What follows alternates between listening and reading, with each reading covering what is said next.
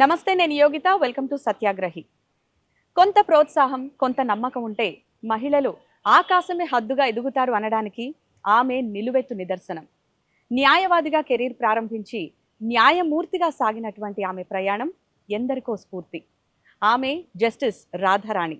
న్యాయమూర్తిగా ఆమె ఎదుర్కొన్నటువంటి సవాళ్ళేంటి, ఇలాంటి విషయాలన్నీ కూడా ఆమెతోనే మాట్లాడదాం. మనతో పాటు రాధారాణి గారు ఉన్నారు. నమస్తే మేడం. నమస్తే. బేసిక్గా మీలాంటి వాళ్ళ గురించి ప్రజెంట్ జనరేషన్కి తెలియాల్సిన అవసరం చాలా ఉంది. 675 రోజుల్లో 5375 కేసులు మీరు పరిష్కరించారని తెలిసింది. అసలు ఎలా సాధ్యమైంది? అంత టైంలో ఇన్ని కేసులు ఎలా హ్యాండిల్ చేశారు? నేను యావరేజ్ చూస్తే 8 కేసెస్ పర్ డే ఎంతో వస్తూ ఉన్నాయండి. మీరు చెప్పిన కౌంట్‌కి అది. కానీ అది సాధారణం. అందరూ హైకోర్ట్ జడ్జెస్ కూడా ఇంకా అంతకంటే ఎక్కువ కూడా చేస్తారు. మాకుండే వర్క్ ప్రెషర్ అలా ఉంటుంటుంది. డిఫరెంట్ రోస్టర్స్‌లో వర్క్ చేస్తూ ఉంటాం. అంటే ఒకటే కంటిన్యూస్‌గా ఒకటే టైప్ ఆఫ్ కేసెస్ చూడము. ఒక్కొక్కసారి civil, criminal, bails, writ petitions అలా డిఫరెంట్ రోస్టర్స్ ఉంటాయి. వాటిల్లో బెయిల్ పిటిషన్స్ అట్లాంటి రోస్టర్ ఉంటే రోజుకి 25-30 cases on average will dispose. అలాగే సెకండ్ అప్పీల్స్, ఫస్ట్ అప్పీల్స్ లాంటి సివిల్ కేసెస్ ఉంటే పెద్ద పెద్ద మ్యాటర్స్ ఉంటుంటాయి. ఆల్మోస్ట్ 25-30 ఇయర్స్ నుంచి వాళ్ళు గ్యాదర్ చేసుకుంటూ వచ్చిన ఇవన్నీ ఉంటుంటాయి. అవి స్టడీ చేయాలంటే ఎక్కువ టైం పడుతుంటుంది. ఒక్కొక్కసారి 3-4 డేస్ ఒక్కొక్క అప్పీల్కి, సెకండ్ అప్పీల్కి కూడా టైం తీసుకుంటూ ఉంటాయి. అవి చేయాలంటే టైమ్, అందుకని ఆ బ్యాలెన్స్ మీద నేను యావరేజ్ చూస్తే 8 cases per day. It's not a great thing, not two great thing, but number wise గా విన్నప్పుడు చాలా ఆశ్చర్యం కలుగుతుంది కామన్ పీపుల్ కి. సో బేసిక్ గా మీ గురించి చెప్పండి. మీ నేటివ్ ఎక్కడ, మీ స్కూలింగ్ అండ్ కాలేజ్ ఇవన్నీ ఎక్కడ జరిగాయి, అసలు మీ బ్యాక్గ్రౌండ్ ఏంటి? మాది తెనాలి, గుంటూరు జిల్లా. నేను డిగ్రీ వరకు తెనాలి విఎస్ఆర్ అండ్ ఎన్విఆర్ కాలేజ్లో అక్కడ చదివాను. ఆ తర్వాత మ్యారేజ్, గ్రాడ్యుయేషన్ ఫస్ట్ ఇయర్లో ఉన్నప్పుడు మ్యారేజ్ అయింది. మ్యారేజ్ అయిన తర్వాత మా హస్బెండ్ ఎక్కడికి మూవ్ అవుతూ ఉంటే అక్కడికి అలా తిరుగుతూ ఉన్నాం. అలా ఆయనకి ఏలూరు ట్రాన్స్ఫర్ అయినప్పుడు అక్కడ సార్ సిఆర్ఆర్ కట్టమంచి రామలింగారెడ్డి లా కాలేజ్లో ఈవినింగ్ కాలేజ్లో ఒక అడ్మిషన్కి ఫామ్ తీసుకొచ్చారు. ఆ ఫామ్ ఇద్దరం కూడా ఒకేసారి ఫిలప్ చేసి ఇద్దరం కూడా కాలేజ్లో అడ్మిషన్ తీసుకొని అలా లా చదవటం జరిగింది. సో ఇలా అడ్వకేట్ నుంచి మీరు జస్టిస్ అయ్యారు, సో జడ్జిగా. ఈ జర్నీ అంతా కూడా ఎలా జరిగింది? అడ్వకేట్గా నేను ఒక సీనియర్ క్రిమినల్ లాయర్ గారి దగ్గర జాయిన్ అయ్యాను. శివకుమార శాస్త్రి గారు, దేవరకొండ శివకుమార శాస్త్రి గారు అని చెప్పి, ఆయన దేవరకొండ బాలగంగాధర్ తిలక్ అమృతం కురిసిన రాత్రి పరిచయం ఉండి ఉంటుంది చాలా మందికి. వారి బ్రదర్ ఆయన. ఆయనకు సాహిత్యం మీద కూడా చాలా పరిచయం ఉంది. ఆయన ఫేమస్ క్రిమినల్ లాయర్ ఏలూరులో. ఆ జిల్లా నుంచి, పశ్చిమ గోదావరి జిల్లా నుంచి ముఖ్యమైన క్రిమినల్ కేసులన్నీ ఆయన దగ్గరకు వస్తూ ఉండేవి. ఆయన లెక్చర్ ఒకటి నేను ఫైనల్ ఇయర్ లా కాలేజ్లో ఉండగా వినటం జరిగింది. అది చాలా ఇన్స్పైర్ అయ్యి నేను దాన్ని బట్టి ఆయన దగ్గరే చేరాలి అనుకుని ఆయన్ని జూనియర్గా తీసుకోమని చెప్పి అడగటం, ఆయన యాక్సెప్ట్ చేయటం జరిగింది. దాంతో అక్కడ కంటిన్యూ చేశాను ప్రొఫెషన్ అన్నది. ఆ తర్వాత మా హస్బెండ్ ట్రాన్స్ఫర్స్ వల్ల ఆయనకు విజయవాడ ట్రాన్స్ఫర్ అయినప్పుడు విజయవాడలో చేరటం, ఆ తర్వాత హైదరాబాద్కి ఆయన ట్రాన్స్ఫర్ అయినప్పుడు ఇక్కడ హైదరాబాద్లో కొంతకాలం ప్రాక్టీస్ చేయటం. ఈ ప్రాక్టీస్ చేసే క్రమంలోనే రకరకాల పోటీ పరీక్షలకి సన్నద్ధం అవటం, వాటిలో రాయటం, వాటిలో అలా అసిస్టెంట్ పబ్లిక్ ప్రాసిక్యూటర్ జాబ్ నాకు రావటం జరిగింది. జనరల్గా ప్రజెంట్ జనరేషన్ చూస్తే బాగా చదవాలి, ఒక సబ్జెక్ట్ నాలెడ్జ్ పెంచుకోవాలి, దీని మీద టైం కేటాయించడమే గగనమైపోతున్న రోజులు. మీరు మ్యారేజ్ అయ్యి కిడ్స్ ఉండి ఒక లా కోర్స్ చేయడమే కాకుండా మంచి స్థాయికి వచ్చారు. సో బేసిక్గా ఇంట్లో వర్క్స్ కానివ్వండి, మీ బయట ఏదైతే ప్రొఫెషన్ కానివ్వండి, ఎలా బ్యాలెన్స్ చేసుకుంటూ ఎదిగారు? బ్యాలెన్సింగ్ ఎలా చేయటం అన్నది నాకు పెద్ద ఛాలెంజింగ్గా ఉండేది. ఈ జాబ్లో చేరటానికి ముందు నేను కూడా అసలు ఇంట్లోంచి ఒక గంట బయట నేను అడుగు పెడితే ఇల్లు ఎలా నడవలేదేమో, నేను లేకుండా పిల్లలు కానీ ఎలా నడుస్తుంటుంది, చాలా కష్టమైపోతుంది అనే భయంతో ఉండేదాన్ని. బేసిక్ గా ఆడవాళ్ళకి ఆ ఫీలింగ్ ఉంటుంది కదా. అదే ఆ భయంతో ఉండేదాన్ని. ఒక్క గంట లేకపోయినా ఎవరో ఒకళ్ళు ఇంటికి వస్తారు, కాలింగ్ బెల్ కొడతారు, ఎవరు ఓపెన్ చేస్తారు డోరు, ఎవరు రెస్పాండ్ అవుతారు ఈ కాల్స్కి వీటికి. ఆ పనులు చేసుకోవాల్సినవి చాలా సవాలక్ష పిల్లలు పనులు టైంకి ఉంటుంటాయి తింటారా ఇంట్లో లేదో. మనకి. ఇంట్లో మనకి అవన్నిటిని అటెండ్ అవ్వటం అవి కష్టమవుతాయి కదా, నేను లేకపోతే ఇల్లు ఎలా గడుస్తుంది అనే ఒక భయం ఉండేది. కానీ అది గ్రాడ్యువల్గా మనం బయటకు వెళ్తే కానీ ఆ భయం పోదు. ఆటోమేటిక్ గా అదే హ్యాండిల్ పోదు. చేస్తే. అది మనం అన్నీ కూడా చేయగలుగుతాము అనేది బయటకు వెళ్తేనే మనకి తెలుస్తుంది, అర్థమవుతుంది, అనుభవంలోకి వస్తుంది. ఒక కేసు అనేది మీ ముందుకు వచ్చినప్పుడు, ఒక తీర్పు చెప్పాల్సి వచ్చినప్పుడు మీ ఆలోచన విధానం ఎలా ఉంటుంది? ఏ కేసు అయినా ఫ్యాక్ట్స్ చూస్తామండి. ఆ కేసు ఫ్యాక్ట్స్ ఏమిటి అన్నది, దానికి ఏ లా ఎలా అప్లై చేయాలి అన్నది చూస్తాము. దాంట్లో బర్డెన్ ఆఫ్ ప్రూఫ్ ఎవరి మీద ఉంటుంది, ఎవిడెన్స్, ఎవిడెన్షియరీ బర్డెన్ వాళ్ళు డిశ్చార్జ్ చేశారా లేదా అనే యాంగిల్, వీటన్నిటి వెనకాల అసలు న్యాయం ఏంటి, ధర్మం ఏంటి, బయట అసలు జరిగే దాంట్లో దానికి ఈ ప్రిన్సిపల్స్ని అప్లై చేస్తూ, ఈ ఫ్యాక్ట్స్కి ఆ లాని అవి అప్లై చేస్తూ జడ్జ్మెంట్ ఇవ్వవలసి ఉంటుంటుంది.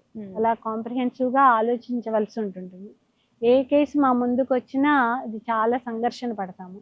అది ఎలా ఇవ్వాలి అన్నీ మాకు తెలిసినయే ఉండవు, ఉండాలని అనుకొని కూడా అనుకోలేము.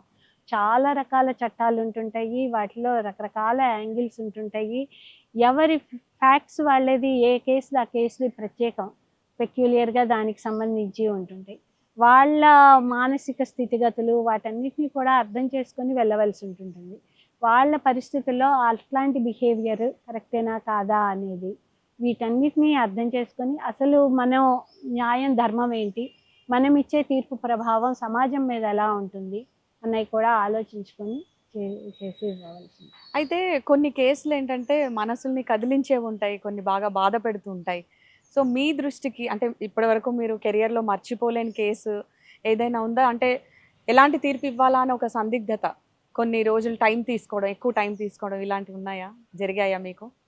ఈచ్ అండ్ ఎవ్రీ కేస్ ఇంపార్టెంటే అండి. యాక్చువల్గా ట్రయల్ జడ్జ్గా ఉన్నప్పుడు హైకోర్టులోకి వస్తే మేము only appeals, hearing, original side అన్నది తక్కువ వినేది అది. కానీ ట్రయల్ కోర్టులో ఉన్నప్పుడు సివిల్ అండ్ క్రిమినల్ కేసులు అవి జరుగుతున్నప్పుడు ఎవిడెన్స్, సాక్ష్యాలు చెప్పటము, వాళ్ళు ఎలా చెప్తారు అనే దాని గురించి కానీ వాటిని బేస్ చేసుకుని ఉంటుంటాయి. అవి మమ్మల్ని చాలా కాలం, నేను యాజ్ ఎ ప్రాసిక్యూటర్గా కూడా చేశాను. ప్రాసిక్యూటర్గా చేసినప్పుడు ఎక్కువ విట్నెసెస్తో మాట్లాడవలసి, సాక్షులతో ఇంటరాక్షన్ ఎక్కువగా ఉండేది. వాళ్ళకి ముందు బ్రీఫింగ్ చేయవలసి వచ్చేది.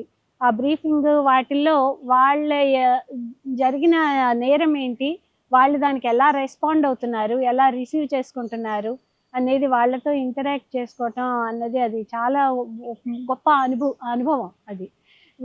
కొంతమంది అసలు మాకు వాళ్ళ ఇంట్లో దొంగతనం జరిగిన ఆ వస్తువులు అవి కూడా మాకు వద్దు, అవేవి కూడా మాకు వద్దనే వద్దు, మాకు తిరిగి రావాల్సిన అవసరం కూడా లేదు, మమ్మల్ని కోర్టుకి రాకుండా ఉంటే చాలు, ఈ కోర్టుకు రావటం వల్ల మా టైం అంతా కూడా చాలా వేస్ట్ అయిపోతూ ఉంది, మా ఉద్యోగ బాధ్యతల నుంచి వాటిలోంచి లీవులు తీసుకొని రావటం ఇవే కష్టంగా ఉంటున్నాయి, ఇక్కడికి వస్తే ఉదయం నుంచి సాయంత్రం దాకా కూర్చోబెడుతుంటారు, తొందరగా అవ్వదు ఒక సాక్ష్యం ఇవ్వటం అన్నది, అందుకని మాకు ఈ బాదరబందీ అంతా వద్దు, అవి రాకపోయినా పర్వాలేదు, మేము పొరపాటున ఏదో ఎఫ్ఐఆర్ పోలీస్ స్టేషన్కి వెళ్ళి రిజిస్టర్ చేయవలసి వచ్చింది, ఇప్పుడు మాకు వద్దు బాబోయ్ అని చెప్పి దండం పెట్టుకుంటునే సందర్భాలు కూడా ఎదురు చూస్తూ ఉంటుంటాం. రకరకాల అనుభవాలు, రకరకాలవి, వాటిల్లో దొంగ సాక్ష్యాలు చెప్పే వాళ్ళ దగ్గర నుంచి, హాస్టైల్ విట్నెసెస్ దగ్గర నుంచి, ఎందుకు వీళ్ళు హాస్టైల్ అయిపోతారు అంటే, హాస్టైల్ అంటే ముందు జరిగింది అని చెప్పి కోర్టు ముందుకు వచ్చి మళ్ళీ అదేం జరగలేదు అని చెప్పటం, వెనక్కి తిరిగి వెళ్ళిపోవటం, వాళ్ళు చెప్పిన సాక్ష్యం నుంచి మరలించుకొని వెళ్ళిపోవటం, ఇలాంటివి ఎందుకు జరుగుతూ ఉంటాయి అనే ఆలోచనలు అన్నీ కదిలిస్తూ ఉంటుంటాయి. మీరు ఇందాక అడిగిన విషయంలో అలా మిమ్మల్ని కదిలించినవి ఏమన్నా ఉన్నాయా అంటే చాలా కేసులు ఉంటుంటాయండి. అలా కాకపోతే ఒక అమ్మాయి, ఒక 16 ఏళ్ళ వయసు ఉన్న అమ్మాయి, తన తండ్రి తన్ని రేప్ చేశాడు అని చెప్పి దానివల్ల అమ్మాయికి గర్భం వచ్చింది. ఆ గర్భం కూడా వచ్చినప్పుడు అమ్మాయి తల్లికి చెప్పుకుంది. తల్లికి చెప్పుకుంటే తల్లి పోలీస్ స్టేషన్కి వెళ్ళి కంప్లైంట్ ఇచ్చింది. తల్లి కంప్లైంట్ చేసింది భర్త మీద. కంప్లైంట్ చేసి ఆ తర్వాత అతన్ని అరెస్ట్ చేయటం, అతను జైల్లో ఉండటం, జైల్లో ఉన్న ముద్దాయిలాగే అతని కేసుకి అటెండ్ అయ్యాడు. ఆ అమ్మాయి వచ్చి మొట్టమొదట సాక్ష్యం చెప్పింది. సాక్ష్యం చెప్పి కాకపోతే మాకు కోర్టుల్లో క్రాస్ ఎగ్జామిన్ చేసే లాయర్లు కూడా చాలా తెలివిగా ఉంటారు. వాళ్ళు చెప్పిన రోజు వెంటనే క్రాస్ ఎగ్జామినేషన్ కానివ్వకుండా అడ్డం పడుతుంటారు. అడ్డం పడి నేను వేరే కోర్టులో బిజీగా ఉన్నాను అని చెప్పి కోర్టుకి రారు. సాక్షి చెప్తున్నారు అని చెప్పి వాళ్ళకి ఏ సంగతి తెలిసినా కానీ కోర్టుకి రాకుండా వాళ్ళు తర్వాత ఇంకో వాయిదా తీసుకొని 2-3 వాయిదాలు తీసుకొని ఈ లోపు వీళ్ళని హాస్టైల్ చేసుకునే ప్రయత్నాలు, సాక్షుల్ని అలాంటివి చేస్తూ ఉంటుంటారు. అలా ఆ అమ్మాయిని కూడా ఆ రోజు క్రాస్ ఎగ్జామిన్ చేయకుండా పంపించి వేశారు. తర్వాత మళ్ళా ఎవిడెన్స్ ఫేస్ చేయడానికి క్రాస్ ఎగ్జామినేషన్ కోసం ఆ అమ్మాయి వచ్చినప్పుడు ఆ అమ్మాయి నా తండ్రి కాదు కారణం, ఇది వేరే ఇంకొక ఎవరో బంధువుల అబ్బాయో ఇంకో చుట్టాల అబ్బాయో కారణం అని చెప్పి సొంత తండ్రి మీద అభాండం వేయడం, అదే కారణం అని చెప్పి చెప్పడం జరిగింది. ఆ కేసు మేము ట్రై చేస్తూ ఉన్నప్పుడు, జడ్జిగా డిసైడ్ చేస్తూ ఉన్నప్పుడైనా ముందు అలా ఎలా చెప్తుంది, తర్వాత ఎందుకు ఈ అమ్మాయి ఏ పరిస్థితుల వల్ల ఇలా చెప్పవలసి వస్తుంది, ఇవన్నీ ఆలోచించుకుంటూ ఉంటుంటే ముందు అబద్ధం చెప్పింటుంది అన్నది అనుకోము. కానీ ఆ ఇంట్లో వాళ్ళే సోల్ మెంబర్, హౌస్ హోల్డ్ నడిపించాలి అంటే కనుక ఆ తండ్రే మెయిన్ మెంబర్. ఆ తండ్రి జైల్లో ఉండేటప్పటికి ఇంట్లో ఉండే మిగిలిన బంధువులు వాళ్ళు కూడా రకరకాల ఒత్తిళ్లు చేస్తూ ఉంటారు. అతను ఇంకా జీవితాంతం జైల్లో ఉండవలసి వస్తుంది, మీ కుటుంబాన్ని పోషించే వాళ్ళు కూడా ఎవరు ఉండరు, ఆలోచించుకోండి అని నచ్చ చెప్పిన వాళ్ళైనా, బెదిరించిన వాళ్ళైనా, ఏ రకంగా కన్విన్స్ చేసినా, అలా తరపు కానీ ఎవరి తరపునైనా వాళ్ళు ఎంగేజ్ చేసుకున్న వాళ్ళు కానీ రకరకాల కారణాలు ఉంటాయి ఎందు గురించి నిజమైనప్పటికీ కూడా కొన్ని కారణాలు. కానీ మళ్ళీ అది వేరే అబ్బాయి మీద అభాండం వేసింది కదా అమ్మాయి. కాకపోతే అక్కడ కోర్టులో అక్కడ వరకే అభాండం వేస్తే వాళ్ళ మీద ఏమీ ఎఫ్ఐఆర్ లేదు, అంతకుముందు ఇన్వెస్టిగేషన్ లేదు, కాబట్టి వాళ్ళకి ఏమి నష్టం జరగదేమో. కానీ ఈ అసలు ఎలాంటి పరిస్థితుల వల్ల ఇలా సాక్ష్యాలు తారుమారవుతాయి, వీగిపోతాయి. అక్కడ జరిగింది అనే మాకు నమ్మకం, ఒక సందిగ్ధం కానీ నమ్మకం కానీ అయ్యుంటుంది అనే అవకాశం కానీ ఉండుంటుంది అని అనుకున్నా శిక్షించలేని పరిస్థితులు ఉంటుంటాయి. జరిగిందని మీకు తెలిసినప్పటికీ కూడా శిక్షించలేని పరిస్థితులు ఉంటుంటాయి. అలా బాధపడే విషయాలు ఆలోచించుకుంటే వెనక్కి తిరిగి చాలా ఇష్యూస్ ఉంటుంటాయి. ట్రాఫికింగ్కి గురైన అమ్మాయిలు వాళ్ళు వచ్చి ఒకసారి ఇంట్లో ఏదైనా అలిగి కోపం వచ్చి తల్లిదండ్రుల మీద ఫ్రెండ్స్తోనో ఒక్కళ్ళే అయినా రైల్వే స్టేషన్లకు వచ్చేస్తే అక్కడ ఆటో డ్రైవర్లు వాళ్ళని మాయమాటలు చెప్పి అలా మోసం చేసి రేప్ చేసి తర్వాత వాళ్ళ స్నేహితులతో వాళ్ళతో కూడా చేయించి వాళ్ళని ఎలా అమ్మేస్తూ ఉంటుంటారో, వాళ్ళు ఎలా ఎన్ని నరకయాతనలకు గురవుతారో, తర్వాత వాళ్ళని రెస్క్యూ చేసి పోలీసులు రెస్క్యూ చేసి వచ్చాక వాళ్ళ 164 స్టేట్మెంట్ ఒకటి మేజిస్ట్రేట్స్తో రికార్డ్ చేయిస్తుంటారు. అలా రికార్డ్ చేయిస్తూ ఉన్న పరిస్థితులు అవన్నీ చూస్తూ ఉంటే వాళ్ళు చెప్పే సంఘటనలు వింటే ఈ హృదయ విదారకంగా ఉంటుంది. యాక్చువల్లీ న్యాయస్థానానికి రావాలన్నా, అంటే కోర్టులకు రావాలన్నా చేయాలన్నా చాలా మందిలో కామన్గా ఉండేది సంవత్సరాలు గడిపేయచ్చు, స్టే తీసుకోనో లేదంటే సంథింగ్ ఏదైనా కారణాలు కావచ్చు, మొత్తం మీద సాగదీత ఎక్కువ ఉంటుంది అనేటువంటి ధోరణి చాలా మందిలో ఉంది. సో ఇది ఎక్కడండి, అంటే ఇది అడ్వకేట్స్ లోపమా లేదంటే జడ్జెస్ అనుసరించే విధానమా, పైనుంచి వచ్చేటువంటి స్ట్రెస్సా, ఏం కారణాలు అయి ఉండొచ్చు, ఎందుకని చెప్పి ఇంత నేమ్ వచ్చేసింది?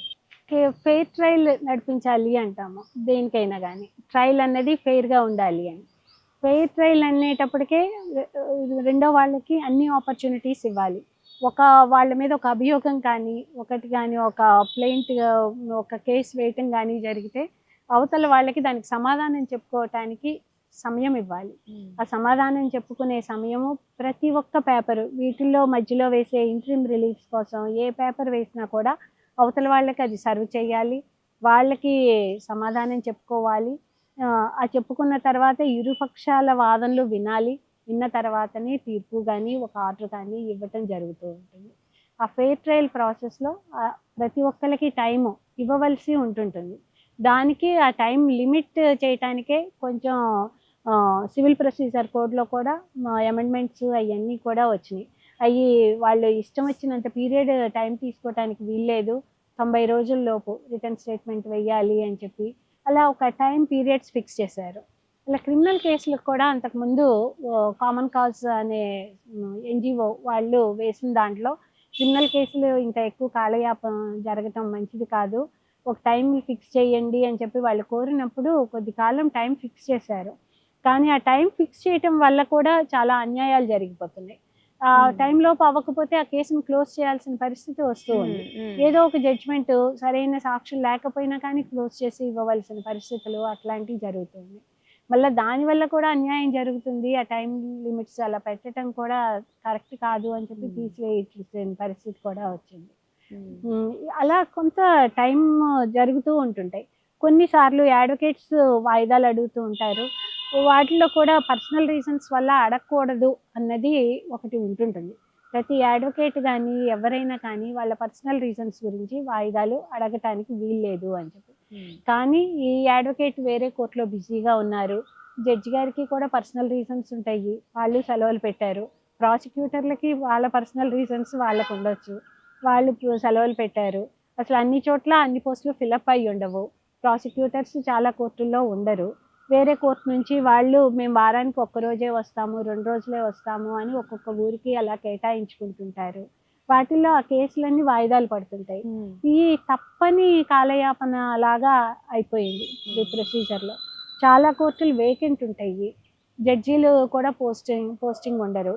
వేరే కోర్టుకి ఇన్ఛార్జ్ వేస్తారు. ఇన్ఛార్జ్ జడ్జికి వాళ్ళ కోర్టు భారమే కాకుండా ఇది కూడా పట్టడం అంటే చాలా కష్టమైపోతుంటుంది చేయటం. అందుకని వాళ్ళు ఎక్కువ చేయలేరు. ఇలా రకరకాల రీజన్స్. జనరల్గా జడ్జెస్ వర్కింగ్ అవర్స్ ఇవన్నీ ఎలా ఉంటాయి? జనరల్గా 10:30 to 5 అండి ట్రయల్ కోర్ట్స్లో. హైకోర్టులో అయితే 10:30 to 4:15 వరకు ఉంటుంటుంది. ఇలా డిఫరెంట్ ఫిక్స్డ్ టైమింగ్స్ ఉంటాయి. కానీ మేము ఒక ఫిక్స్డ్ టైమింగ్స్ కన్ఫైన్ అయ్యి మాత్రమే చెయ్యం. తర్వాత చేయవలసిన పనులు కూడా చాలా ఉంటాయి. యాజ్ ఏ మేజిస్ట్రేట్గా ఉంటే డైయింగ్ డిక్లరేషన్స్ రికార్డ్ చేయాల్సి ఉంటుంది. ఏ టైంలో పిలుపు వచ్చినా కానీ హాస్పిటల్లో వాళ్ళు బ్రైట్ బర్నింగ్ జరిగింది, ఎవరో హాస్పిటల్లో ఉన్నారు, లేకపోతే ఎవరో కత్తిపోట్లకు గురయ్యారు, హాస్పిటల్లో ఉన్నారు, వాళ్ళు ఆఖరి రికార్డ్ చేయాలి, ఆఖరి మాటలు రికార్డ్ చేయాలి, వెళ్ళాలి, హాస్పిటల్స్కి వెళ్ళాల్సి ఉంటుంటుంది. పోలీస్ వాళ్ళు ఎప్పుడు వచ్చి కబురు చేస్తే అప్పుడు వీళ్ళు అర్ధరాత్రి అపరాత్రి అన్నది లేకుండా సినిమా హాళ్లలో ఉన్నా కూడా లేచి వెళ్ళిపోయి పనిచేస్తూ ఉంటారు. మేజిస్ట్రేట్స్ అన్న వాళ్ళు పనిచేస్తారు. హైకోర్టు జడ్జిగా ఉన్నా కూడా మేము కూడా రకరకాల కేస్ ఫైల్స్ చదవటం, అన్ని బెంచ్ మీద అక్కడికక్కడే చదివి ఇవ్వలేము. ఆ కేస్ ఫైల్ అంతా చదువుకోవాలి, ప్రిపేర్ అవ్వాలి. మరుసటి రోజు లిస్ట్లోకి వచ్చే కేసుల గురించి అంతా కూడా మేము ప్రిపరేషన్ చాలా ఉంటుంటుంది. మేము అంత ప్రిపేర్ అయిన కేసు అవతల వాళ్ళు ఆ రోజు రెడీ చెప్పకపోవచ్చు, ఆ ప్రిపరేషన్ వేస్ట్ అయిపోతూ కూడా ఉంటుంటాయి. ఇలా అందుకని రెడీ అయిపోయిన వాళ్ళు రెడీ చెప్పి విన్న తర్వాత ప్రిపరేషన్ చేసుకొని జడ్జిమెంట్ ఇవ్వాలి అన్నా కూడా లెంగ్దీ ఆర్గ్యుమెంట్స్ కొన్ని రోజుల తరబడి సాగుతూ ఉంటాయి. అది కూడా వాయిదాల మీద తీసుకొని చెప్తూ ఉంటుంటారు. వాటన్నిటిని రికార్డ్ చేసుకోవటం, జాగ్రత్తగా చూసుకోవటం, స్టడీ చేసుకొని ఇవ్వటం. మాకు ఇంట్లో కూడా చాలా టైం పడుతుంటుంది. జడ్జీలు సెలవులు ఎక్కువ తీసుకుంటారు అన్నది, వీళ్ళకి సెలవులు ఎక్కువ అనే అపప్రద ప్రజల్లో చాలా ఉంది. కానీ అది నిజం కాదండి. ఎంత టైము సరిపోదు మాకు. ఎంత మా సెలవులన్నీ కూడా సెలవు పెట్టుకొని కూడా జడ్జిమెంట్లు ఇవ్వాల్సిన పరిస్థితులు వస్తుంది. ఇన్ని సెలవులు కూడా మాకు ఉన్న వర్క్, కేసు లోడ్, వాళ్ళు ఆర్గ్యుమెంట్స్ చెప్పే కేసులు ఎక్కువైపోతూ ఉంటాయి, మా దగ్గర ఎక్కువైపోయి వాటిని ప్రిపేర్ అయ్యి చెప్పటం it is lot of time taking ఉంటుంటుంది. సో ప్రజెంట్ ఉన్న కేసులకి జడ్జిల సంఖ్యకి సరిపోతుందా? ఎన్నేళ్ళు పట్టొచ్చు అసలు ఉన్న పెండింగ్ కేసులు ఇవన్నీ అవ్వాలి అంటే, ఒక్కొలికి రావాలంటే? చాలా సంవత్సరాలు పడతాయండి. ఏదో లెక్క ఉంది, 13 మంది జడ్జీలు, 10 లక్షల మంది పీపుల్కి 13 మంది జడ్జీలు అలా ఉండాలి అనేది ఒక లెక్క అలా ఉంది. ఆ సంఖ్య కంటే చాలా తక్కువ ఉన్నాం మనం ఇప్పుడు. చాలా తక్కువ పెండింగ్ కేసులు ఒక పక్క సాల్వ్ చేస్తూ చాలా తక్కువ ఉన్నాము. కొత్త కేసులు వస్తుంటాయి. అసలు ఉన్న జడ్జీల పోస్టులు అన్నిటికీ కూడా ఎప్పుడు కూడా హాఫ్ ఆఫ్ ద పోస్టులు వేకెంట్ ఉంటాయి. ఆల్మోస్ట్ హైకోర్టులో 900 చిల్లర పోస్టులు ఉంటే ఎప్పుడు కూడా 450 పోస్టుల దాకా వేకెంట్ ఉంటుంటాయి. 50% వేకెంట్ ఉంటుంటాయి. ఇది చాలా పెద్ద ప్రాసెస్ అనేది. ఎవరి బాధ్యత? ఇది చాలా పెద్ద ప్రాసెస్. హైకోర్టు జడ్జిని నియమించడం అంటే ఇట్స్ లాంగ్ టేకెన్ ఇక్కడ స్టేట్ హైకోర్టు, ఇక్కడ స్టేట్లో ఉన్న హైకోర్టులో ఉన్న సీనియర్ మోస్ట్ జడ్జీలు ముగ్గురు కొలీజియం అంటారు, వాళ్ళు కూర్చుంటారు. వాళ్ళు కూర్చొని వాళ్ళు సర్వీస్ నుంచి బార్ నుంచి కూడా క్యాండిడేట్స్ని సెలెక్ట్ చేస్తూ ఉంటారు. వాళ్ళలో సరైన వాళ్ళు అనుకున్న వాళ్ళని వాళ్ళు అంతకు ముందు చేసిన కేసుల ఆధారంగా కానీ వాళ్ళ ప్రతిభ ఆధారంగా మెరిట్ని అన్నిటినీ దృష్టిలో పెట్టుకొని వాళ్ళు కొన్ని నేమ్స్ రికమెండ్ చేస్తారు. అవి గవర్నమెంట్లో కూడా ప్రాసెస్ జరుగుతూ ఉంటాయి, లా డిపార్ట్మెంట్కి వెళ్తాయి, వాళ్ళు కూడా ఎంక్వైరీ చేయిస్తారు. వీళ్ళ బ్యాక్గ్రౌండ్ ఎంక్వైరీస్ అవన్నీ కూడా చేసుకొని వీళ్ళ గురించి ఫెయిర్గా ఉంది అని అనుకుంటేనే మళ్ళీ సుప్రీంకోర్టుకి రికమెండ్ చేయడం జరుగుతుంది.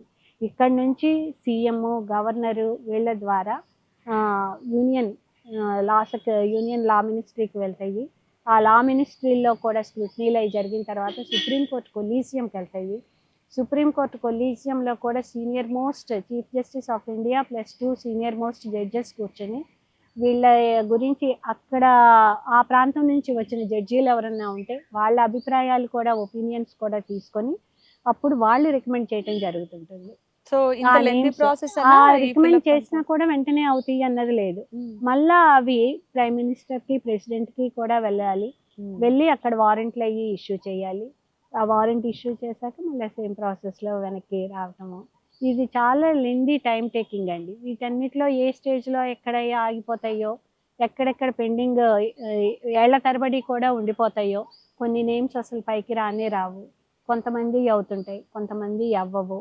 వీటిల్లో రకరకాల కారణాల వల్ల పాలిటిక్స్ ఉంటాయి, చాలా ఉంటాయి, కాంపిటీషన్ ఉంటాయి. వాటిల్లోనూ మీరు వినే ఉంటారు, ఒక ఢిల్లీ హైకోర్టు సుప్రీంకోర్టు అడ్వకేట్ ఆయనకున్న సెక్షువల్ ఓరియంటేషన్ని బట్టి his name was not supreme court 2 సార్లు, ఒకసారి వెనక్కి తిప్పి పంపించినా కూడా ప్రైమ్ మినిస్టర్ కానీ వీళ్ళు ప్రెసిడెంట్ కానీ వెనక్కి తిప్పి పంపిస్తే రెండోసారి కూడా రికమెండ్ చేస్తే తప్పనిసరిగా ఆమోదించవలసి ఉంటుంది.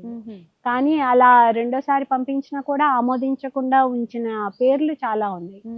అలాంటిది వాళ్ళ సెక్షువల్ ఓరియంటేషన్ని బట్టి మేము నాట్ రికమెండ్ హిస్ నేమ్ అని అనుకుంటే గవర్నమెంట్ కూడా ఆపేస్తుంది. కేవలం సుప్రీంకోర్టు ఒక్కరి చేతిలో కూడా లేదు, గవర్నమెంట్ చేతిలో కూడా ఉంది. ఇప్పుడు అంతా సుప్రీంకోర్టే తన చేతుల్లోకి తీసుకుంది అపాయింట్మెంట్స్ అన్ని అని ఒక భావం ఉంది, కానీ అది కరెక్ట్ కాదు. ఇప్పటికే పాలిటిక్స్ దీంట్లో చాలా ఇన్వాల్వ్ అయ్యి సుప్రీంకోర్టు కరెక్ట్ అనుకున్న పేర్లన్నింటినీ కూడా government is not recommending, is not taking it, accepting them. Government తన చేతిలో ఆ పవర్ అన్నీ ఉన్నాయి, ఉంచుకొని ఇప్పటికే అలా యాక్సెప్ట్ చేయని వాటి ప్రభావం ఉంటూనే ఉంది.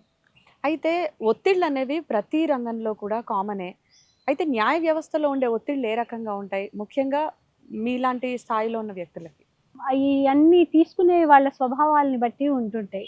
మన కేసుల నుంచి ఎప్పుడైనా కానీ 2 పక్షాలు ఉంటాయి. ఒక కేసు అంటే 2 పక్షాలు ఉంటాయి. 2 పక్షాల వాళ్ళు కూడా కేసు గెలవాలనే కోరుకొని అటువైపు నుంచే ఆర్గ్యుమెంట్స్ చెప్తారు. ప్రతి ఒక్కళ్ళు కూడా వాళ్ళ కేసు గెలవటానికి ఎవరి మంచి లాయర్ని పెట్టుకుందామా, జడ్జిని కొనుక్కుందామా, ఏం చెయ్యాలి అనే ప్రయత్నాలు ప్రతి ఒక్కళ్ళు చేస్తూ ఉంటారు. దానికి లొంగకపోవటం అన్నది జడ్జి స్వభావాలను బట్టి ఉంటాయి. అయితే ఇక్కడ ఇంకొకటి అండి, ఏదన్నా సెలబ్రిటీలు పెద్ద స్థాయి వ్యక్తుల్లో తీర్పులు చాలా తొందరగా వచ్చేస్తుంటాయి, బెయిల్స్ చాలా తొందరగా వస్తాయి.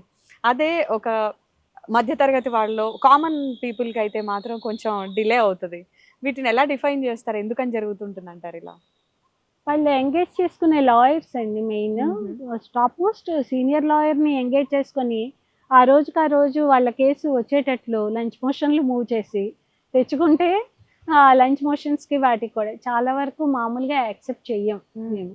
అంటే ఇమీడియట్గా ప్రతిదానికి ఒక రొటీన్ పద్ధతి ప్రాసెస్ ఉంటుంది, ఆ ప్రాసెస్లోనే నడవాలి. ఎవరు కూడా ఇంపార్టెంట్ పర్సన్ అనో వాళ్ళ బయట ఉన్న వాళ్ళ పబ్లిసిటీని బట్టో మా అయ్యి నడవటానికో వీల్లేదు. అందు గురించే అక్కడ ఒక చిన్న న్యాయ వ్యవస్థ మీద ఒక చిన్న లోపం లాగానో కనిపించింది ఆ కేసు విషయంలో. కానీ అలాగా జనరల్గా పబ్లిక్ ఫిగర్ అనుకుందాం, అంటే ఎవరి మీదైనా ఒక నేరం మోపబడినప్పుడు టీవీల్లో, ఇప్పుడు అంటే సోషల్ మీడియా ఇవన్నీ చాలా వచ్చేసాయి, టీవీల్లో కూడా న్యూస్ వచ్చేస్తూ ఉంటుంది. ఇవి కూడా అక్కడ ఉన్నటువంటి జడ్జి దృష్టిలో పెట్టుకుంటారా, లేదంటే కేవలం అడ్వకేట్స్ వాదించేటువంటి వాదనలే వింటారా? ఈ ప్రొసీజర్ ఎట్లా ఉంటుంది? అంటే బయట ఏం జరుగుతుంది అనేది కూడా వీళ్ళు ఆలోచిస్తారా? అది మా మీద చూయించకూడదు. ఆ ఇంపాక్ట్ ఏమి ఉండకూడదు కదా? ఉండకూడదు. మీడియా ఇంపాక్ట్ అవి వాటికి ఆ ఇన్ఫ్లుయెన్స్‌లకి దూరంగా ఉండాలి. ఈ కేస్‌లో ఉన్న ఫ్యాక్ట్స్‌ని బట్టి, వీళ్ళ ఆర్గ్యుమెంట్స్‌ని బట్టి మాత్రమే మా తీర్పులు ఉండాలి.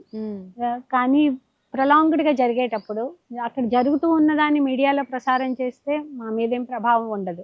కానీ అవి జరుగుతూ ఉన్న ప్రాసెస్‌లో మీడియాలో మేము కూడా సాయంత్రాలో ఉన్నప్పుడో చూసే అవకాశాలు ఉంటుంటాయి కాబట్టి ఆ డిబేట్స్, డిస్కషన్స్ కొంత ప్రభావం చూయించే పని కూడా ప్రభావం చూయించడం కూడా మెంటల్ బ్యాలెన్స్ అవసరం కదా, అవుతూ ఉంటుంటుంది. అయినా కూడా వాటిలో ఫ్యాక్ట్స్ని బట్టే దానికి లా ఎలా అప్లై చేయాలి అనే దాన్ని బట్టి ఉండాలి.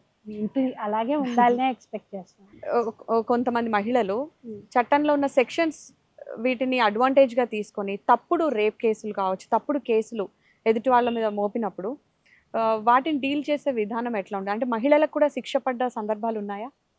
లేదండి. ఫాల్స్ కేస్ ఎవరైనా పెట్టినా కూడా అది ఫాల్స్ కేస్ అన్నది ప్రూవ్ చేయాలి.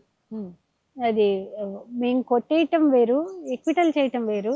అంటే ఆ కేసు నిరూపణ కాలేదు అని చెప్పి కొట్టివేయటం వేరు. అది ఫాల్స్ కేసు కాబట్టి కొట్టివేస్తున్నాం అని అంటం వేరు. అంటే తప్పుడు కేసులు పెట్టినందుకు ఆ మహిళలకు శిక్షలు పడ్డ సందర్భాలు ఉన్నాయా? లేదు. అలాంటి చట్టాలు ఉన్నాయా? లేదు. ఫాల్స్ కేసు పెట్టినందుకు మళ్ళా వాళ్ళు వీళ్ళ మీద చర్య తీసుకోవాలి. అప్పుడు ఎవరు నేరస్తుడు ఎవరైతే వాళ్ళు ఫలానా వాళ్ళు నన్ను రేప్ చేశారు అని ఒక అమ్మాయి పెట్టింది అనుకోండి, ఆ అబ్బాయి ఎవరైతే ఉన్నారో వాళ్ళు ఆ కేసులో వాళ్ళకి ఎక్విటల్ వచ్చిన తర్వాత, ఎక్విటల్ వచ్చినంత మాత్రాన కూడా సరిపోదు. ఈ అమ్మాయి నా మీద కావాలని తప్పుడు కేసు పెట్టింది అని వాళ్ళు ప్రూవ్ చేసుకోగలగాలి. ప్రూవ్ చేసుకుని మళ్ళీ దానికి ఒక కంప్లైంట్ ఇవ్వాలి. ఒక కంప్లైంట్ ఇచ్చి ప్రూవ్ చేసుకుంటేనే అప్పుడు శిక్ష, కానీ లేకపోతే మామూలుగా వాటిల్లో శిక్షలు అంటూ ఉండవు. ఫాల్స్ కేసులు అన్నవి కూడా చాలా తక్కువ అండి. అది సో బేసిక్ గా అన్ని రకాల కేసులు డీల్ చేశారా? పర్టికులర్ ఈ టైప్ ఆఫ్ కేసెస్ డీల్ చేస్తానని అనుకున్నారా మీరు? అట్లా ఏమైనా ఉందా? అలా ఏం లేదండి. ఏ వస్తే అవి చెయ్యాల్సిందే. మేము ఇవే చేస్తాము అని అనుకోవటానికి ఏమీ లేదు. మీరు ఒక మహిళా మెజిస్ట్రేట్ గా ఎదిగారు. సో బేసిక్ గా మా అందరికి ఒక డౌట్ ఉంటుంది. జనరల్ గా బయట ఉన్న వివక్షే న్యాయ వ్యవస్థలో కూడా ఉంటుందా మహిళలంటే? అసలు యాక్చువల్గా మహిళ మెజిస్ట్రేట్ అన్నది ఫస్ట్ స్టెప్. జ్యుడిషియరీలో ఇట్స్ ఫస్ట్ స్టెప్. దాంట్లో హైకోర్టు జడ్జిగా అన్నది కాన్స్టిట్యూషనల్ పోస్ట్. అక్కడ దాకా ఎదిగాము అనటం కరెక్ట్.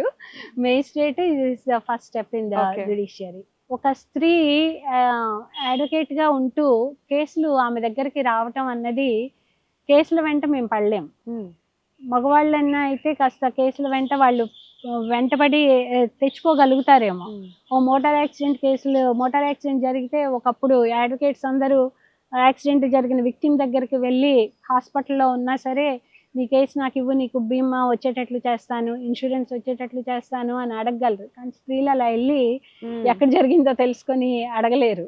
అలాగే పోలీస్ స్టేషన్లకు వెళ్ళి కూర్చొని అక్కడ నేరస్తులు వాళ్ళు ఉంటే నీ కేసు నేను చేస్తాను అని చెప్పి మగవాళ్ళు వెళ్ళి అడిగినట్లుగా క్రిమినల్ కేసులు అయ్యి స్త్రీలు తెచ్చుకోలేరు. ఈ రకమైన ఇబ్బందులు ఉంటుంటాయి.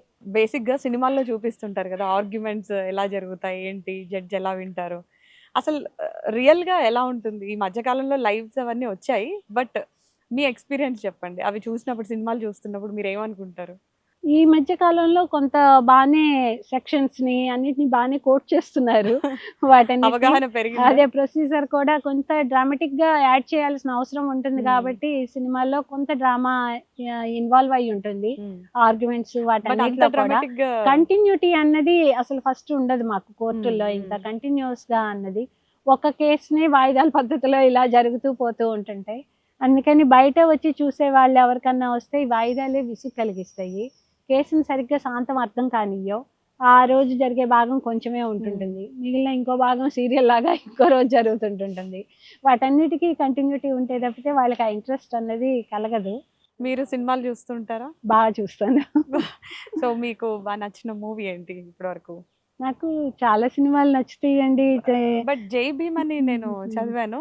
అప్పుడు ఇంటర్వ్యూ ఇచ్చినప్పుడు జై భీమ్ అని చెప్పి అప్పట్లో వచ్చింది కాబట్టి చెప్పాను. కానీ నాకు చాలా మూవీస్ ఇష్టమే. ఉమెన్ ఓరియంటెడ్ మూవీస్ ఇంకా ఇష్టము.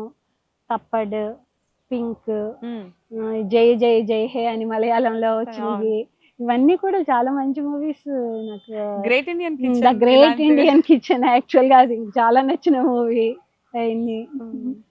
అండ్ బేసిక్ గా జై భీమ్ లో మీకు ఇన్స్పైర్ చేసిన ఎలిమెంట్ ఏంటండి? ఏం నచ్చింది బాగా? ఇన్స్పైర్ చేయటం అంటే దాంట్లో ఒక నోరు విప్పలేని బలహీనుల మీద ఎలా కేసులు మోపబడతాయి, థర్డ్ డిగ్రీలు అవి ఉపయోగించి హింస ద్వారా నువ్వు నేరం ఒప్పుకో అని చెప్పి వాళ్ళని ఒత్తిడి పెట్టడం. వాళ్ళు నేరం ఒప్పుకుంటే మాత్రం అసలు ఏమవుతుంది నాకు అర్థం కాదు. వాళ్ళంత హింసకి ఎందుకు గురి చేయాలి అనే బాధ కలుగుతూ ఉంటుంటుంది ఎవరినైనా. మన దేశంలో చట్టాలు పోలీసులు ఇలా చేస్తూ ఉంటారు అని చెప్పి ఇండియన్ ఎవిడెన్స్ యాక్ట్లో పోలీసుల ముందు ఒక కన్ఫెషన్ చేస్తే అది it's not admissible before law. కోర్టులో ఏమీ నిలబడదు అది. కానీ వాళ్ళ మీద అది ఒక తప్పుడు కేసు పెట్టడమే. అది పెట్టారు అన్నది అక్కడ తప్పుడు కేసు. వాళ్ళు నేరం ఒప్పుకున్నంత మాత్రానే నువ్వే నేరం చేశావు అని చెప్పి కోర్టు నమ్మదు. దానికి మళ్ళీ సాక్ష్యాలు, వేరే సాక్షులను ఎవరినో తీసుకొచ్చి చెప్పిస్తుంటారు. కానీ అది ఏది తప్పుడు సాక్ష్యమో అర్థమవుతూనే ఉంటుంటుంది. రొటీన్గా చెప్పేవాళ్ళు ఎవరు, వాళ్ళ దగ్గర కూడా వచ్చి ఇలా ఒప్పుకునే. అందుకే దానికి తగ్గది వాళ్ళ దగ్గర దొరకాలి. ఆ నేరం చేయటానికి ఉపయోగపడ్డాయి ఒక వస్తువు, ఒక దొంగతనం చేస్తే ఆ వస్తువు వాళ్ళ దగ్గర దొరకాలి. ఓ హంతకుడైతే వెపన్ దొరకాలి. ఆ దొరికిన వాటిని మళ్ళీ వాళ్ళకి లింక్ చేయాలి. ఇవి కూడా తప్పుడు పద్ధతుల్లో వాళ్ళకి పెట్టి ఆపాదిస్తుంటుంటారు అనేవి కూడా ఉంటుంటాయి. వీటిల్లో నిజం ఎంత అన్నది గ్రహించటమే జడ్జిగా మేము చేయాల్సిన పని.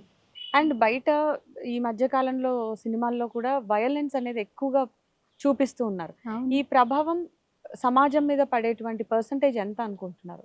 చాలా ఎక్కువ అండి. వైలెన్స్ని చాలా ప్రమోట్ చేస్తూ ఉన్నారు. ప్రతి సినిమా ఇంతకు మించి ఇంకా ఇంత వైలెంట్గా ఎలా తీయగలుగుతారా అనేంత షాక్ గురి చేస్తున్నట్లు తీస్తూ ఉంటున్నారు. అది అసలు చాలా తప్పు. దీనికి లీగల్గా చాలా తప్పు. అసలు టీవీల్లో కానీ వాటిల్లో ఒక స్లోగా కనిపించే మూవీల్లో కూడా ఒక మనిషిని ముక్కలుగా ఎలా నరకొచ్చు, ఆ నరికిన తర్వాత దాన్ని ఎలా డిస్పోజ్ చేయొచ్చు, వాటికి ఒక ఎవిడెన్స్ సాక్ష్యం లేకుండా వాటన్నిటిని కూడా ఏం చేయొచ్చు, ఇట్లాంటివన్నీ అసలు చూసి పిల్లలు అన్ని నేర్చుకున్నారు. మనకి సెన్సార్షిప్ ఎందుకుంది? మరి సెన్సార్ వాళ్ళు ఏం చెయ్యాలి? వాళ్ళు చేస్తున్న పని ఎవరి పని వాళ్ళు చేస్తే ఇంత దూరం ఎందుకు? వైలెన్స్ ని కంట్రోల్ చేయడానికే కదా. యాక్చువల్లీ ఇక్కడ గవర్నమెంట్ కి న్యాయ వ్యవస్థకి ఉండాల్సినటువంటి కోఆర్డినేషన్ ఏంటి, ఎలా ఉండాలి, ప్రెసెంట్ ఎలా ఉంది, మీ ఒపీనియన్ ఏంటి? ఇందాకే చెప్తున్నా కదా, అపాయింట్మెంట్స్ దగ్గర నుంచి కూడా government is playing its own role. వాటి గవర్నమెంట్ చేసే పనులు అన్నీ పారదర్శకంగా ఉంటున్నాయా, మా దాంట్లో ట్రాన్స్పరెన్సీ ఎంత ఉంది అనే దానికోసం రికమెండేషన్స్ని, వాటి కారణాలని, వాటన్నిటిని కూడా ఈ మధ్య ఓపెన్గా పెడుతూ ఉంటున్నారు. అలాగే గవర్నమెంట్ చేసిన పనులన్నీ కూడా ట్రాన్స్పరెన్సీ ఎంతవరకు ఉంది, వాళ్ళు చేసే పాలసీరేషన్స్లో వాటిల్లో ఎంతవరకు ఉన్నాయి అనేది రివ్యూ చేయటం జడ్జిగా కూర్చుని మా బాధ్యత. సో అన్నీ కూడా చట్ట ప్రకారమే ఉంటాయా తీర్పులు? కొన్ని హ్యుమానిటీ గ్రౌండ్స్ మీద కూడా ఉంటాయా? మోరల్ జడ్జ్మెంట్స్ అంటారు. అలా మోరల్ జడ్జ్మెంట్స్ ఏవి నిలవ్వండి. మోరల్ జడ్జ్మెంట్స్ ఇవ్వకూడదు కూడా. మనం అదే ఇందాక నేను చెప్పిన ఒక అమ్మాయిని తండ్రి రేప్ చేశారు అని చెప్పిన దాంట్లో ఆ తండ్రికి పనిష్మెంట్ ఇచ్చేస్తే అది మోరల్ జడ్జ్మెంట్ అవుతుంది. లీగల్ జడ్జ్మెంట్ అవ్వదు. ఒక సాక్ష్యాలని బట్టే వెళ్ళాలి. మేము లీగల్గా వెళ్ళాలి అంటే మన ముందు ఉన్న సాక్ష్యం ఏంటి, దాన్ని బట్టే దాంట్లో ఇవ్వగలుగుతామా లేదా అని. వాళ్ళు సాక్ష్యం చెప్పడానికి కారణాలు ఏంటి అన్నవి మేము వెతకూడదు. మేము జడ్జిమెంట్ ఇచ్చేటప్పుడు వాళ్ళ సాక్ష్యం ఆ విధంగా ఎందుకు చెప్పారు అనే దానికి కారణాలని మేము వెతకూడదు. అది మా పని కాదు. అక్కడ we should not give a moral judgements at all. Moral judgements ఇస్తారు కొంతమంది, కానీ అవి నిలవు. Okay, coming to your personal, మీ ఫ్యామిలీ గురించి చెప్పండి. మీరు, మీ హస్బెండ్, ఎంతమంది పిల్లలు? మా హస్బెండ్ నా మ్యారేజ్ అప్పటికి ఈజ్ ఏ గ్రూప్ 1 ఆఫీసర్గా సెలక్షన్ అయ్యి ఉన్నారు, ఆర్టీఓగా. ఆ తర్వాత ఆయన డిపార్ట్మెంట్లో ఆయన అంచెలంచెలుగా ఎదిగి as an additional commissioner of ట్రాన్స్పోర్ట్గా రిటైర్ అయ్యారు. రిటైర్ అయ్యే నాటికి మాకు 2 అమ్మాయిలు, చేతన, మానవి. ఒక అమ్మాయి లాయర్, ఇంకొక అమ్మాయి డాక్టర్. ఇద్దరు married. And having grand children, 4 grand children also. So ఎలా ఉంది ఇప్పుడు మీ రిటైర్మెంట్ లైఫ్? ఎన్ని రోజులు అయింది స్టార్ట్ అయ్యి? లాస్ట్ వీకే రిటైర్ అయ్యాను. ఈ వీక్ అంతా కూడా బిజీగానే ఉంది, ఈ షిఫ్టింగ్ కార్యక్రమాలు. సో మీ ఫేర్వెల్ అది ఎలా జరిగింది? ఫేర్వెల్ ఇట్స్ ఒక సాటిస్ఫాక్టరీ. ఒక 27 years ఆఫ్ సర్వీస్ వర్క్ చేసిన తర్వాత యాజ్ ఎ ప్రాసిక్యూటర్గా, జడ్జిగా ఒక సర్వీస్లో, అంతకుముందు లాయర్గా ఒక 8 to 9 years వర్క్ చేసి ఐఎమ్ హ్యావింగ్ సాటిస్ఫాక్షన్ అండి కంప్లీట్.